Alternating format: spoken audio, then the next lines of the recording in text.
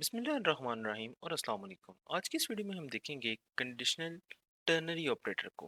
अब ternary operator जो है उसके नाम से पता चलता है कि टर्नरी जो है ये लफ्ज़ निकला हुआ है ट्राई से। ठीक है, ये बताता है कि भाई ये ऐसा ऑपरेटर है जो कि तीन ऑपरेंड्स के साथ जो है वो काम करता है। ठीक है, अब हम वो देखते हैं कि किस तरीके से तीन ऑपरेंड्स के साथ जो है वो काम करता है। तो अगर आप इसका सिंटैक्स देखें तो इसका सिंटैक्स कुछ इस किस्म का होता है कि सबसे पहले लिखा जाता है कि भाई कंडीशन क्या है, ठीक है, जिसकी बेस पे ना इस ऑपरेटर ने काम करना है। तो जैसे हम इफ एल्स लिखते हैं ना, तो हम लिखते हैं ना इफ, और आगे इसके अंदर हम लिखते होते हैं यहाँ पे कोई ना कोई कंडीशन। ठीक है, अब ये कंडीशन हम कहते हैं कि अगर ट्रू हो तो हम कहते हैं कि भाई इधर कोई चीज़ है वो रन हो जाएगी। ठीक है, और हम कहते हैं कि अगर ये कंडीशन फॉल्स हो जाए सपोज, तो फिर एक और स्टेटमेंट होती थी एल्स की, और इसके अंदर जो लिखा होता था वो रन हो जाता था। अब इसी तरीके से ये वाला ऑपरेटर भी काम करता है। तो इसमें कंडीशन जो है बस वो यहाँ पे लिख दी जाती है, और उसके बाद जो है आप एक क्वेश्चन मार्क का साइन डाल देते हैं। ठीक है, और उसके बाद जो एक्सप्रेशन आप लिखते हैं वो अगर ये कंडीशन ट्रू हो जाए, ठीक है, तो फिर वो एक्सप्रेशन रन हो जाता है जो कि ये वाला एक्सप्रेशन है। और अगर यही वाली कंडीशन जो है ये फॉल्स हो जाए, तो इन दैट केस ये वाला एक्सप्रेशन रन हो जाता है। तो इन समरी दो तरह के केसेस सिर्फ हो सकते हैं इसमें, कि भाई कंडीशन ट्रू हो जाए। पहले सबसे पहले क्या होगा कि ये वाली कंडीशन जो है इसने इवेल्युएट होना है। ठीक है, हो सकता है कि ये कंडीशन जो है वो ट्रू हो जाए। अगर ये कंडीशन ट्रू हो जाएगी तो ये वाला एक्सप्रेशन रन हो जाएगा। ठीक है, सेकंड केस ये हो सकता है कि भाई ये वाली कंडीशन इवेल्युएट हो और इसका जो रिजल्ट है वो फॉल्स हो जाए। इन दैट केस ये वाला एक्सप्रेशन रन हो जाएगा। ठीक है, तो अब हम ना इसी चीज़ को एक एग्जांपल की मदद से समझने की कोशिश करते हैं। तो चूंकि हमने जो है ना इफ एल्स का सिंटैक्स तो पढ़ लिया हुआ है, तो अगर मैं कहूँ कि हमने इसी चीज़ को जो कि टर्नरी ऑपरेटर का सिंटैक्स है इसको इफ एल्स के सिंटैक्स में लिखना है ताकि आपको बेहतर तौर पे समझ आ जाए, तो ये किस तरह से होगा। वो इस तरह से होगा कि हम लिखते होते हैं इफ, और आगे ये जो कंडीशन लिखी है ये कंडीशन यहाँ पे आ जाएगी। ठीक है, इसके बाद जो है अगर आप कह रहे हैं कि एक्सप्रेस ये ना ट्रू हो जाए, तो जितना भी आपने जो है ना वो चीज़ें रन करनी है, ठीक है, वो एक्सप्रेशन जो भी है वो यहाँ पे आ जाएगा, एक्सप्रेशन वन। ठीक है, और अगर ये कंडीशन फॉल्स हो जाए तो एल्स रन होता है, और एल्स के अंदर जो है ना एक्सप्रेशन टू जो है आपका आ जाएगा।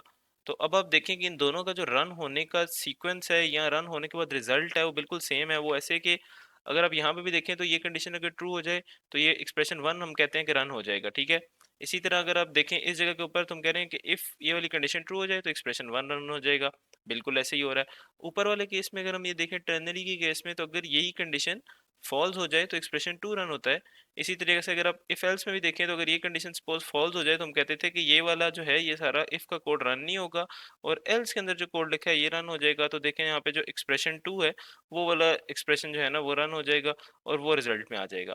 तो अब ना हम इस तरीके से करते हैं कि इसी चीज़ को फर्दर समझने के लिए हम एक एग्जांपल को देखते हैं, और इस एग्जांपल को हम सॉल्व करते हैं कंडीशनल टर्नरी ऑपरेटर के साथ। ठीक है, तो हमें ये कहा गया है कि हमने करना ये है कि we have to write a program, ठीक है, यूजिंग टर्नरी ऑपरेटर। यहाँ पे हमें पता चल गया कि हमने टर्नरी ऑपरेटर यूज करना है टू प्रिंट पास और fail status of a student. ठीक है, और उसने आगे ये बताया हुआ है कि पास जो स्टूडेंट होगा वो तब होगा कि if his or her marks are greater than 32, और फेल वो तब होगा कि भाई if his or her marks are less than or equal to 32। ठीक है, अब यही वाला सवाल अगर आपको याद हो तो दो तीन वीडियोस पहले हम पढ़ रहे थे इफ एल्स की स्टेटमेंट्स को। तो उसके अंदर भी हमने यही वाला सवाल हल किया था, उसमें ये वाली कंडीशन हमारे पास नहीं थी कि यूजिंग टर्नरी ऑपरेटर। तो तब हमने इफ एल्स की स्टेटमेंट हम यूज करना जानते थे, तो हमने इफ एल्स की स्टेटमेंट को यूज करते हुए इसको सॉल्व कर लिया था। तो उसके लिए हमने ना कुछ इस किस्म का कोड लिखा था, जिसके अंदर अब आप देखें तो हो ये रहा था कि भाई ये सारा तो आपको पता ही है कि भाई ये लाइब्रेरी इंक्लूड हुई है, कि आगे हमने printf scanf यूज करना है, फिर हम मेन के फंक्शन में चले गए थे, फिर हमने एक वेरिएबल डिक्लेयर कराया था स्टूडेंट मार्क्स के नाम से। ठीक है, उसको हमने कहा लेटर ऑन हमने उसमें इनपुट लेनी है, तो हमने कोई यूज़र को कहा कि भाई इनपुट दो, यूज़र ने वो इनपुट एंटर की, हमने इस वेरिएबल में ले ली। अब जो असल चीज़ है उस पर आ जाएं, तो उसके बाद ही हुआ कि भाई हमने ना चेक किया कि भाई क्या स्टूडेंट के मार्क्स जो हैं वो greater than or equal to 33 हैं। ठीक है, यानी कि अगर इन दैट केस आप इस कंडीशन को इस तरह भी लिख सकते हैं कि क्या वो ग्रेटर देन 32 हैं। ठीक है, तो ये दोनों चीज़ें सेम ही कंडीशन हैं। तो अगर तो ये कंडीशन ट्रू हो जाए तो आप इधर एक स्टेटमेंट प्रिंट करा लेते कि भाई वो स्टूडेंट पास हो गया। ठीक है, और अगर ये यही कंडीशन हम इसी कंडीशन पे अगर आ जाएं वापस, और यही कंडीशन अगर फॉल्स हो जाए, तो फिर आप कहते हैं कि ये एल्स के अंदर जो स्टेटमेंट है ये रन हो जाएगी, और लिखा आ जाएगा कि you have failed the exam. अब हमारा सिर्फ ये काम है कि हमने इसी वाले कोड को ट्रांसलेट करना है टर्नरी ऑपरेटर की फॉर्म में। ठीक है, तो वो अभी हम कर लेते हैं। तो होगा क्या कि भाई अगर हमने इसी कोड को टर्नरी ऑपरेटर को यूज़ करते हुए लिखना है तो वो कैसे लिखा जाएगा? वो इस तरीके से लिखा जाएगा कि सबसे पहले आपने लिखनी होती है कंडीशन। कंडीशन इसमें कहाँ पे है कि भाई ये लिखी हुई है कंडीशन, तो आप कंडीशन लिख दें तो इधर लिखा आ जाएगा कि भाई student marks are greater than or equal to 33। ठीक है, ये हो गई कंडीशन। कंडीशन के बाद वो कहता है कि क्वेश्चन मार्क लगाना है, क्वेश्चन मार्क लगा दिया। और फिर आपने ना जो ट्रू वाली स्टेटमेंट है वो लिखनी है। तो ट्रू वाली स्टेटमेंट में हमने कहा है कि भाई ट्रू के अंदर जो है ना मैं ये क्या रन कराना चाह रहा हूँ, तो मैं फिलहाल रन कराना चाह रहा हूँ ये वाली स्टेटमेंट। तो प्रिंट एफ और अंदर जो भी इस स्टेटमेंट के लिखा हुआ है ना यहाँ पे, वो आप इधर लिख दें। ठीक है, आगे आप लगाएं कॉलन। और अब जो है ना फॉल्स वाली स्टेटमेंट, तो फॉल्स वाली स्टेटमेंट के लिए भी मैं प्रिंट एफ ही रन कराना चाह रहा हूँ। और इसके अंदर जो है ना आप इस वाली जगह पे जो भी लिखा हुआ है वो वहां पे जाके लिख दें अंदर, और आगे आप लगा दें सेमीकोलन। तो इस तरीके से ये वाली स्टेटमेंट हो जाएगी। इसी को अगर हम एक और डिफरेंट तरीके से लिखना चाहें तो वो भी हम लिख सकते हैं। हम इसको इस तरह से भी लिख सकते हैं कि अगर हमें student marks greater than equal to 33 नहीं बल्कि 32 के साथ लगानी हो, तो ये वाली कंडीशन इक्विवेलेंट है इस चीज़ के कि मैं यहाँ पे ये लिख दूं कि स्टूडेंट के मार्क्स जो हैं वो ग्रेटर देन 32 हैं। ठीक है, अगर ग्रेटर देन 32 है तो वो यही होगा कि या तो 33 के इक्वल है या उससे ज़्यादा है। तो यही बेसिकली पास होने की कंडीशन है। इसके बाद मैं लगाऊंगा क्वेश्चन मार्क, और फिर मैं पहले एक प्रिंट एफ की स्टेटमेंट दूंगा जिसके अंदर के लिखा आ जाएगा कि भाई जो स्टूडेंट है वो सपोज पास कर गया। ठीक है, और आगे मैं लगाऊंगा कॉलन। और अब मैंने वो कंडीशन लिखनी है कि अगर ये कंडीशन फॉल्स हो जाए तो फिर क्या रन हो। तो अगर ये कंडीशन फॉल्स हो जाए तो रन होना चाहिए कि भाई स्टूडेंट जो है वो फेल हो गया। तो इधर फेल के लिए जो भी मैंने स्टेटमेंट लिखनी है मैं वो लिख दूंगा।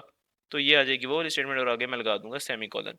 तो अब हमने ये देखा कि बेसिकली इतनी ज़्यादा लाइंस ऑफ कोड जो था, अब ये देखें 1 2 3 4 5 6 7 8 लाइंस ऑफ कोड जो है उसको हमने कैसे स्क्वीज डाउन करके एक बिल्कुल कॉम्पैक्ट सी फॉर्म में लिख दिया कि एक लाइन ऑफ कोड भी वही काम कर रही है। अब हम इसी को जाके कंपाइलर के ऊपर रन करके देखते हैं, और हम देखते हैं कि क्या जो हम एक्सपेक्ट कर रहे हैं कि भाई इस तरीके से ये कोड रन होगा, अगर ये जो है टर्नरी ऑपरेटर को हम यूज़ करें और रिजल्ट सेम ही आएगा, तो क्या ये बात हमारी वाकई ठीक है, इसी तरीके से होता भी है। तो चले अब हम मूव कर जाते हैं कंपाइलर के ऊपर। तो आ जाएं आप कंपाइलर पे। तो सबसे पहला काम हमने कहते हैं किसी भी कोड में हमने ये करना होता है कि हमने लाइब्रेरी इंक्लूड करानी होती है, क्योंकि हमने इनपुट और आउटपुट के फंक्शंस यूज़ करने हैं। तो हमने ये लाइब्रेरी इंक्लूड करा दी। उसके बाद मैं कहता हूँ कि भाई मेन जो चीज़ होती है हमने मेन का फंक्शन सबसे पहले बनाना है, क्योंकि कोड को एक एंट्री पॉइंट बताना होता है कि कहाँ से वो शुरू करे। फिर आपने वेरिएबल डिक्लेयर कराना होता है। तो जैसे उसमें डिक्लेयर हुआ होता तो आपने वेरिएबल डिक्लेयर कर दिया। फिर आपने यूज़र को कहना है कि भाई कुछ ना कुछ एंटर करो। तो स्टूडेंट मार्क्स आप उससे लेना चाह रहे हैं तो आप उसको प्रॉम्प्ट कर देते हैं प्लीज एंटर योर मार्क्स। तो जो भी उसके मार्क्स होंगे इसके बाद वो एंटर कर देगा। अब जब वो मार्क्स एंटर करेगा तो आपने रीड करने हैं, तो उसके लिए स्कैनएफ का फंक्शन होता है। स्कैनएफ के फंक्शन से आप रीड करेंगे, तो रीड करने के लिए आपको ये करना पड़ता है कि आप उसको एक टाइप बताते हैं जो आपने परसेंटेज डी से बताई, और साथ आप उसको एड्रेस बताते हैं कि किस एड्रेस पे स्टोर करना है। एड्रेस आप बताने के लिए एक वेरिएबल का नाम लेते हैं, और वेरिएबल के नाम के साथ एंड का साइन लगा देते हैं, तो उसको पता लगता है किस जगह पे जाके उसने इसकी वैल्यू को स्टोर करना है। अब आपने उसने स्टूडेंट मार्क्स कुछ ना कुछ एंटर कर दिए, तो अब आपने सिर्फ उसके ऊपर कंडीशन लगानी है, और वो लगानी है टर्नरी ऑपरेटर से। वो इस तरीके से लगती होती है कि आप ये करते हैं कि आप सबसे पहले लिखेंगे कि भाई जो भी कंडीशन है। तो अब कंडीशन हमारे पास ये है कि हमने कहा कि भाई अगर के स्टूडेंट के मार्क्स जो हैं वो ग्रेटर देन 32 हैं, ये मेरे पास कंडीशन है। ठीक है, तो ये मैंने अगर कंडीशन लिख ली, तो इसके बाद कंडीशन के बाद क्या हमने करना होता था कि हमने सिर्फ इसके बाद लगा लेना होता था क्वेश्चन मार्क। तो मैंने लगाया क्वेश्चन मार्क। तो अब ये कंडीशन आ गई हमारे पास। अब वो हमने ये बताना है कि अगर ये कंडीशन ट्रू हो तो क्या करना है। हमने कहा था कि भाई अगर ये ट्रू हो तो स्टेटमेंट प्रिंट करा दो कि the student has pass the exam. आप कुछ भी और प्रिंट करा सकते हैं, बल्कि अभी हम ट्राई कर लेते हैं। आप इंस्टेड ऑफ ये जो हमने पहले प्रिंट कराया था, आप इसकी जगह सिर्फ पास लिखा देख के एक्सक्लेमेशन मार्क डाल दें। ठीक है, और आगे आप कॉलन लगाएं।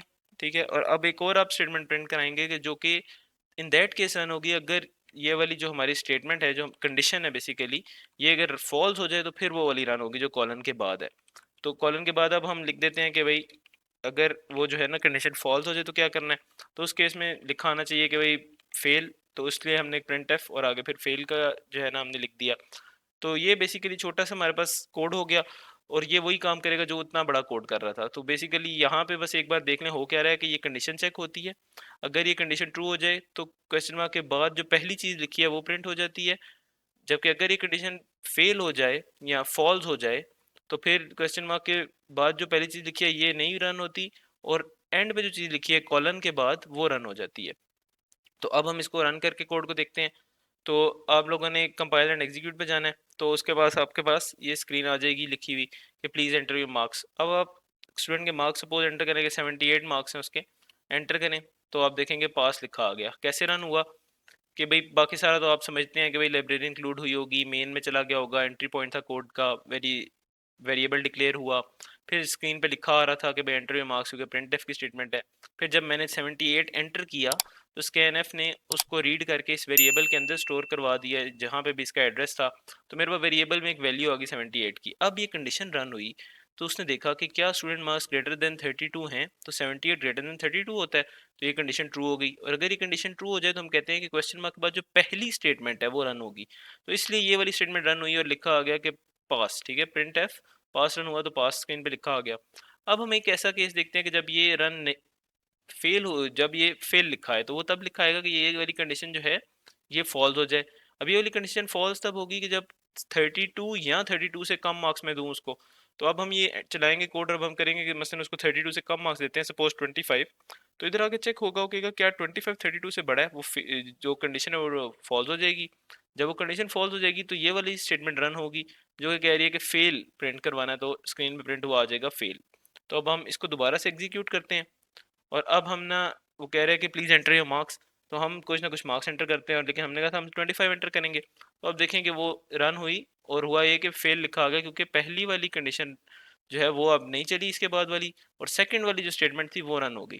तो कंडीशन चेक हुई, कंडीशन फॉल्स थी, इस वजह से पहली स्टेटमेंट रन नहीं हुई और सेकंड वाली स्टेटमेंट जो है वो रन हो गई है।